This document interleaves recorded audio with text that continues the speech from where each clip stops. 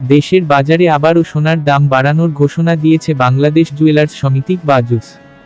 নতুন দাম অনুযায়ী সনাতন এক ভরি সোনার দাম 1,16,488 টাকা বর্তমান। পূর্বে ছিল 1,15,170 টাকা।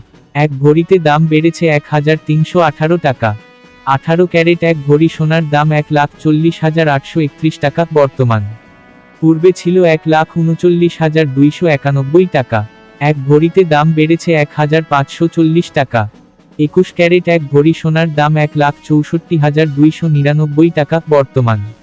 পূর্বে ছিল 1,62,503 টাকা।